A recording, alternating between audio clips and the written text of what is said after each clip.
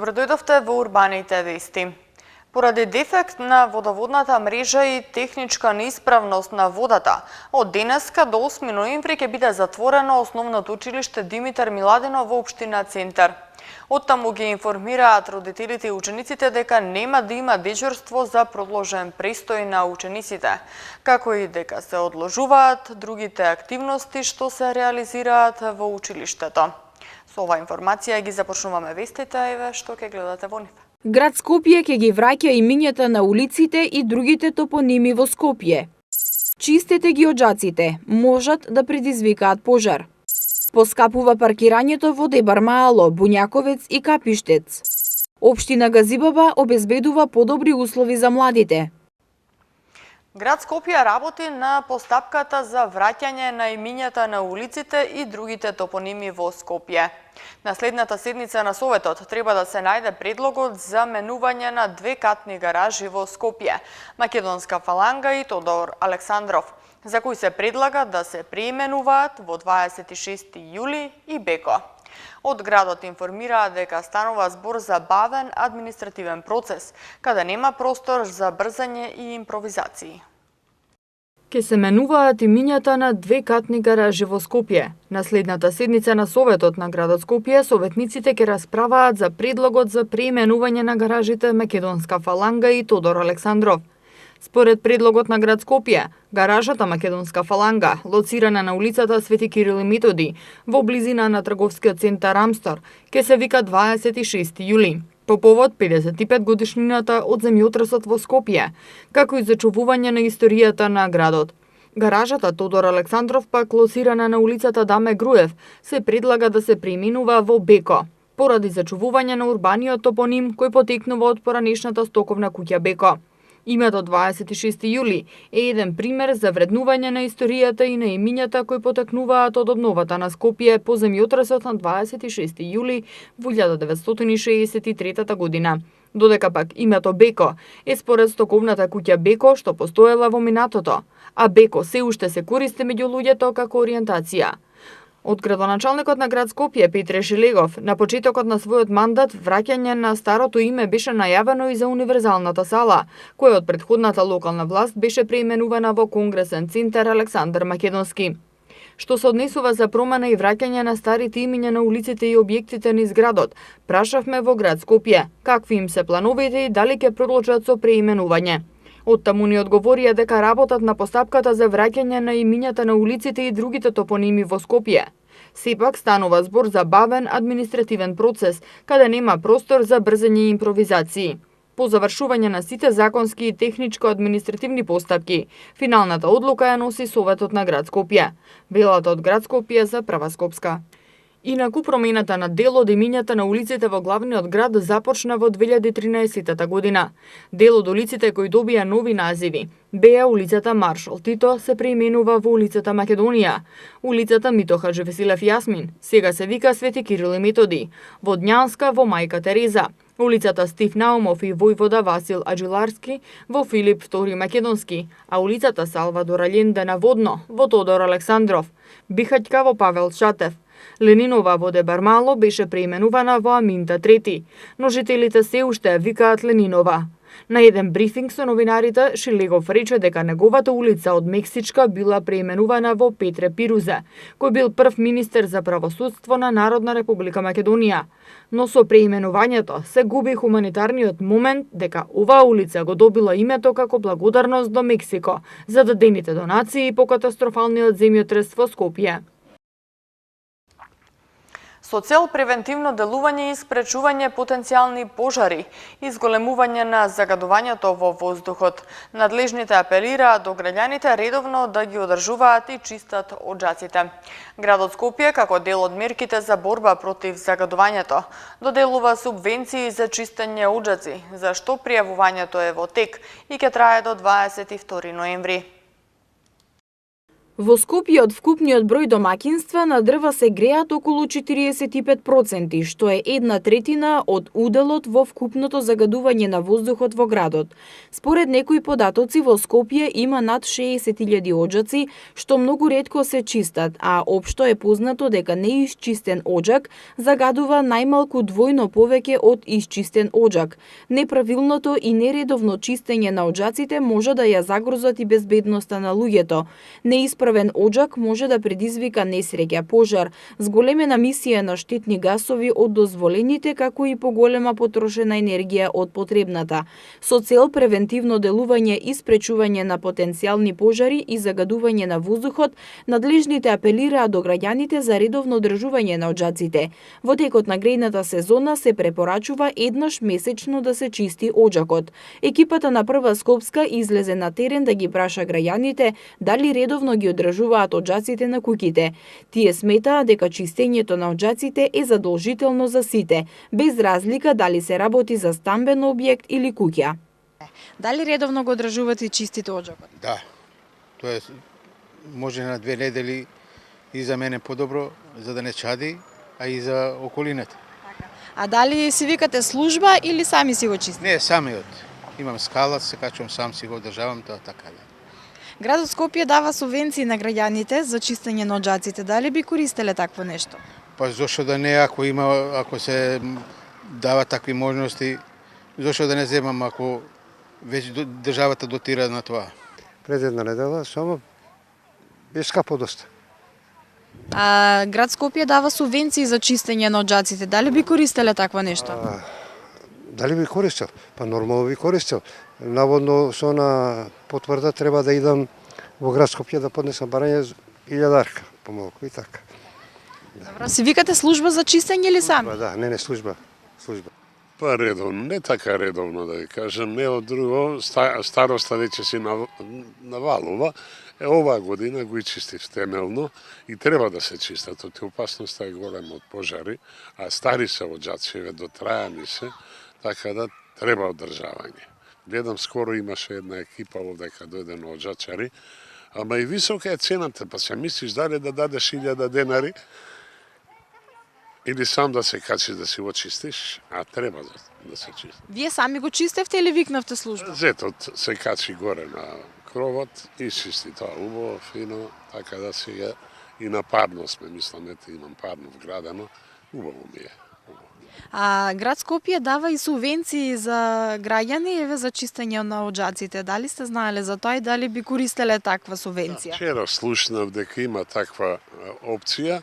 Разговарав со еден пријател во Петровец, па рече зашто за кај нас нема. Викам затоа што сте друга општина, ние сме под градот, викам, така да до Дрма негде мислам дека даваат тие субвенции, убава работа, мислам, чисто заштита на населението од пожари тие работи. Кажете ни, дали редовно го одржувате оџакот на куќата? До сега е добро, супер. Без плашење.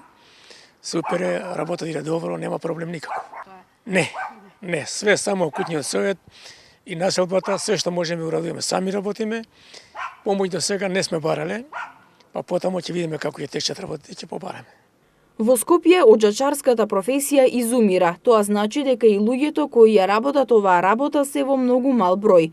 За оживување на професијата и зголемување на бројот на оџачари, градот Скопје во изминатиот период организираше обуки за оџачари. Тоа е дел од чекорите што ги презема град Скопје за решавање на проблемот со аерозагадувањето во зимските месеци. Како дел од мерките за борба против загадувањето, во тек е пријавувањето за субвенции за чистење оџаци и како што информираат од град Скопје, ќе трае до 22 ноември 2018 година.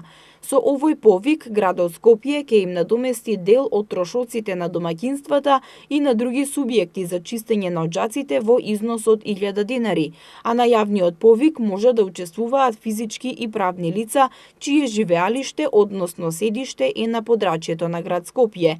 На овој повик на град Скопје досега се пријавиле 137 граѓани, а субвенциите ќе ги доделуваат по принципот прв дојден, прв услужен.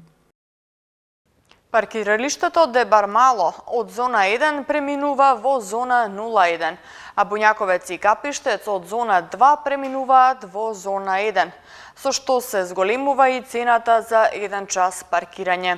Од паркинзи на општина Центар информираат дека со промените ќе се добие поголема организација на паркиралиштата и ќе се воведе поголем степен на контрола и ред во паркирањето. Јавното предпријатие Паркинзи на општина Центар воведува измени во зонската поделба на јавните паркиралишта, временското ограничување на користење на паркиралиштата, начинот на наплата на паркирањето и начинот на користење на повластена паркинг карта за деловен субјект или вработени во деловен субјект. Промените на зоните се однесуваат на трите најфреквентни јавни паркиралишта Дебармало, Буњаковец и Капиштец. Од вчера секторот Дебармало од зона 1 премина во зона 01, а секторите Буњаковец и Капиштец од зона 2 преминаа во зона 1. Како што информираат од Паркинзи на општина Центар, со овие промени ќе се добие подобра организација на паркиралиштата, ќе се воведе поголем степен на контрола и ред во паркирањето на територија на општина Центар, а воедно представува и превентивна мерка за намалување на степенот на загаденост на воздухот. Цените за 1 час паркирање на овие 3 паркиралишта се зголемуваат за 10 денари. Во зона 01, 1 час чини 50 денари, во зона 1, 1 час чини 40 денари, а во зона 2, 1 час чини 30 денари. Во делот казнување, односно наплата на непратена порака за паркинг, јавното предпријатие Паркинзи на општина Центар издава дневна паркинг карта која е во важност од моментот на незиното издавање до истото време на редниот ден и важи за паркинг зоната во која е издадена. Дневната паркинг карта во зоната 01 изнесува 1200 денари, во зоната 1 960 денари и во зона 2 720 денари.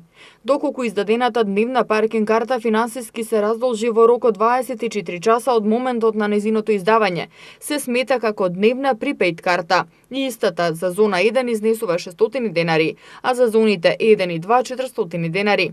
Доколку дневната паркинг карта не се уплати во првите 24 часа од периодот кога може да се раздолжи како дневна припејд карта, издадената дневна паркинг карта треба да се уплати во целосна сума во рок од 8 дена од денот на незиното издавање.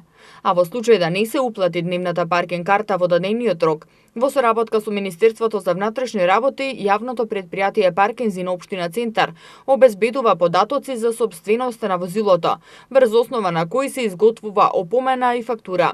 Граѓаните кои не се корисници на јавното предпријатие Паркинзи на општина Центар треба да бидат особено внимателни каде паркираат, бидејќи честопати се случува граѓаните да се паркираат на паркинг кој е наменет само за станари. Во тој случај, по барање на станарите, возилата за кои јавното предпријатие Паркинзи на општина Центар нема податок во датабазата на податоци, се отстранува со специјалното возило пајак. А доколку затекнатото возило е корисник на јавното предпријатие Паркинзи на општина Центар, контролорите се должни да го известат сопственикот на возилото сам да го отстрани од резидентното паркиралиште, информираат од ПОЦ. Помина 1 година од работењето на новото раководство на општина Газибаба. Градоначалникот Борис Георгиевски информира дека за 1 година обезбедени се подобри услови за младите во општината. Покрај многуте проекти што се реализирани, особено внимание е посветено и во делот на образованието. Обезбедување на подобри услови за младите беше една од целите која ја постави новото раководство на општина Газибаба. Како што информираше градоначалникот на општината Борис Георгиевски, направени се големи интервенции во училиштата на територија на Газибаба. Основното училиште Njegош доби нов покрив. Заменети се старите прозорци во основното училиште Стив Наумов. Реконструирани се санитариите во основното училиште Наум Наумовски Борче и во основното училиште 25 мај. Георгиевски додава дека училиштата добија смарт табли, преку кои учениците имаат можност за интерактивна настава, а во 3 од нив поставени се и филтри за вода. Општина Газибаба во текот на 1 година беше партнер со младинските здруженија за реализација на младинските политики, а доделени беа и 2 гранта од по 100.000 денари за млади иноватори, а заедно со Агенцијата за млади и спорт се гради фитнес зона во парк Шумата Газибаба. Новото раководство на општина Газибаба го опреми Домот за култура Димитар Влахов во автокоманда. Општина Газибаба е една од ретките кои успеа за една година да привлече инвестиции во вкупна вредност од 331 милион евра. Индустри сервис, Прилепска пивара, американската компанија Телемон, се фирмите кои својот бизнис го градат токму во нашата општина, на што сум особено горд.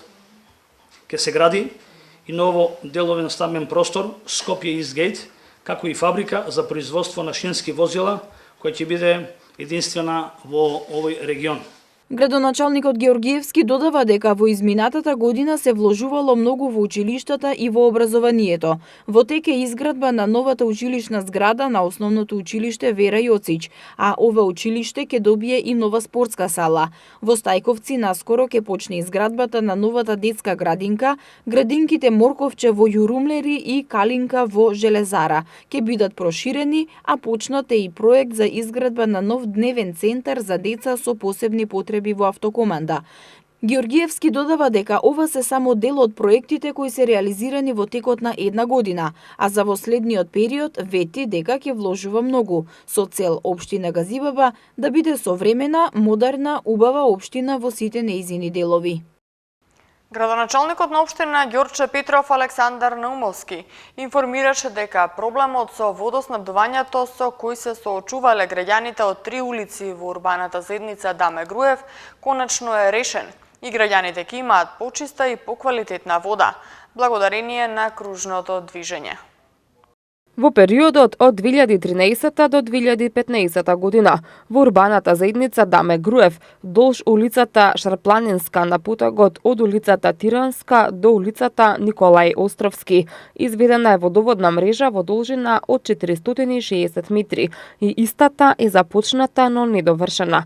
Граѓаните со години се соочуваа со неквалитетна вода, која ги опфаќа жителите на потокот на овие 3 улици.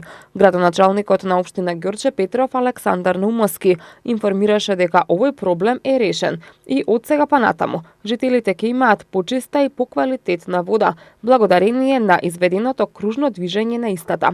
Во насока на обезбедување на чиста и здрава вода за пиење, општина Ѓорче Петров очекува дека до крајот на годинава ќе биде решен и проблемот во водоснабдителната мрежа во Никиштане. За реализација на проектот изградба на примарна и секундарна водоснабдителна мрежа во населеното место Никиштане, министерот за животна средина и просторно планирање во рамки на програмата за управување со води за 2018 година на општина Ѓорче Петров и одобри 5 милиони денари. Со ова се очекува речиси секое домакинство во селото, кое сега има недостиг, да добие питка вода, технички исправна и бактериолошки чиста. Гасоводниот прстен што го гради Гама во Скопје се привршува и постои можност да се гради и дистрибутивна мрежа. Изградбата на дистрибутивната мрежа може да оди брзо, особено во делови каде има соодветна планска документација и би можело да бидат приклучени за наредната зима дел од потрошувачите. Ова го најави денеска председателот на Регулаторната комисија за енергетика Марко Бислимовски. Дистрибутивната гасоводна мрежа во Скопје може брзо да се изведе и природниот газ да стигне до домаќинствата. Гасоводниот прстен или преносниот систем кој треба да се надоврзе на дистрибутивната мрежа Гама во Скопје се привршува и постои можност да почне да се гради дистрибутивната мрежа и веќе наредната грејна сезона да бидат приклучени дел од потрошувачите. Ова го истакна председателот на Регулаторната комисија за енергетика Марко Бислимовски. Тој посочи дека град Скопје формираше предпријатие кое меѓу другото ќе се занимава и со гасификација на градот, што подразбира изградба на дистрибутивна мрежа што треба да дојде до крајните потрошувачи, односно домаќинствата кои треба да ги искористат бенефитите, не само за грејење, туку и за другите апарати како бойлери и шпорети. При тоа порачува дека треба да се обрне внимание на трошоците за приклучок кон оваа дистрибутивна мрежа, односно предлагаат тие да бидат што е можно пониски во однос на реалната цена за приклучокот, а разликата да ја плаќа соодветната општина или градот Скопје. Треба да се обезбедат и финансиски средства што би им обезбедиле на домаќинствата да ја заменат својата опрема дома за да може да користат природен газ, вклучувајќи ги бойлерите, котлите за грејење, шпорети, фрижидери и слично, и да им се даде можност на домаќинствата со цел да нема големо оптоварување, да ги инвестира средствата дистрибутерот, а потоа тие да ги отплатат на повеќе години преку сметките со цел да се привлечат што е можно повеќе домаќинства да се приклучат, рече Бислимовски, и додаде дека приклучувањето кон дистрибутивната мрежа може да се мотивира и со субвенции и на други начини. Затоа, како што посочи Бислимовски, не може да се каже цената на природниот газ, бидејќи не е позната цената за дистрибуција. Тој појасни дека треба да се направи дистрибутивна мрежа па да се пресметаат трошоците за да се знае колку ќе биде тој трошок, но како што додаде верува дека ќе биде конкурентен за да може потрошувачите да преминат од грејење на дрва на природен газ. Да се истакне важноста и потребата од граѓански диалог и соработка на локално ниво, како услов за добро владење на локалната самоуправа, е целта на дводневната конференција Европска интеграција низ перспективата на соработка меѓу граѓанските здруженија и локалните власти. Според градоначалникот Шилегов, нивна одговорност е да се вклучи пошироката јавност во планирањето на развојот на градот и на општините, во утврдувањето на заедничките приоритети и во реализацијата на проектите. Граѓанските организации да бидат во служба на локалната демократија, споделувањето добри практики од Македонија, Балканскиот регион и земјите од Европската Унија за соработка меѓу граѓанските здруженија и локалните власти и улогата на ваквата соработка во процесот на европската интеграција и во фокусот на дводневната меѓународна конференција Европска интеграција низ перспективата на соработка меѓу граѓанските здруженија и локалните власти.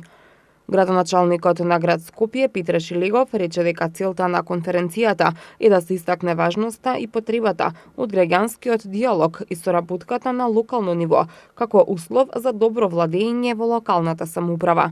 Наша одговорност е да ја вклучиме пошироката јавност во планирањето во развојот на градот и во развојот на општините, во утврдување на заедничките приоритети и реализација на проектите. За жал, градот Скопје во минатото се оддалечи од сопствените граѓани. Токму заради тоа, пораките што ги праќам како градоначалник и действијата што ги преземаме како градска администрација, се со цел градот да го направиме подостапен за граѓаните, односно граѓаните да бидат дел од носењето на одлуките што ги засегаат непосредно во нивното секојдневие, рече Шилегов. Шилегов исто така посочи дека евроатлантските интеграции многу директно и многу експлицитно ќе влијаат врз квалитетот на живење и развојот на градот. Општина Киселавода ги повикува граѓанскиот сектор и спортските субјекти на средба што е закажана в четврток, а на која граѓанскиот сектор може да ги представи своите потреби и барања пред градоначалникот Филип Темелковски и истите да бидат вклучени во буџетот за 2019 година. Општина Киселавода на средба која е закажана за вчетврток ги повикува сите невладени здруженија, граѓански организации и здруженија, културно-уметнички друштва, а целта е да се слушнат барањата и потребите на овие субјекти, за истите да може да бидат испланирани и вклучени во буџетот за 2019 година, кој во моментов е во подготовка.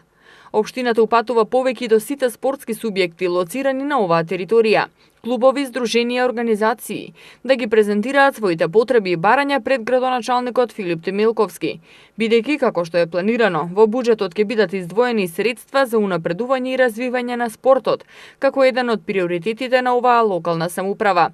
Од општината информираа дека веќе е завршен циклусот посети на сите местни урбани заедници на градоначалникот Темелковски и неговиот тим, на кој граѓаните имаа можност директно да ги истакнат своите желби, барања и проблеми, што се под ингеренции на локалната самоуправа, а со цел навремено да се интервенира за нивно решавање.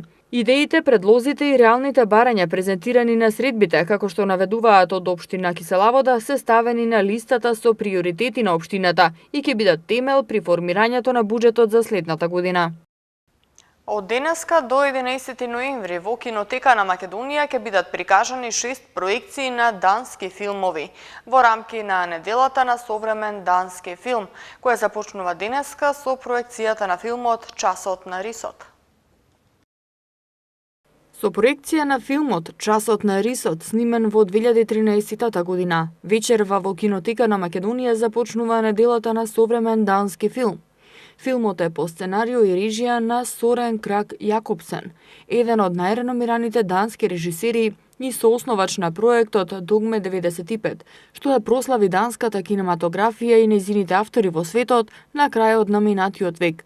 Од утре и во наредните денови до 11 ноември на програмата се уште 5 филма, сите снимени во 2015 година. Долга кратка приказна во режија на Меј Елтуки, документарецот Природно растројство на режисерот Кристијан Сондерби Јепсен, Посвета на љубовта на Михаел Ноер, Розита во режија на Фредерике Аспек и Керката на вештерката на Кенет Каинз. Продолжува период на стабилно и суво време, особено в четврток, кога во западните делови ќе има локален слаб дожд. По оделни котлини ќе има услови за појава на утринска магла, а температурата ќе биде во постепено благо опаѓање.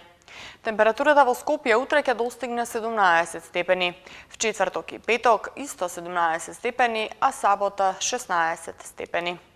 И уште една информација за крај. Од утре до вторник ќе биде воведен привремен сообраќајен режим на улицата Ферит Бајрам и булеварот Христијан Тодоровски Карпош во Скопје. Времениот режим на сообраќај се воведува поради поставување нисконапонски електричен кабел, а ќе трае од 8 до 16 часот. Ви благодарам на вниманието, имајте пријатна вечер со програмата на МТМ и не заборавајте да не следите на нашата веб страна mtm.mk и на социјалните мрежи Facebook, Twitter и YouTube. Пријатно!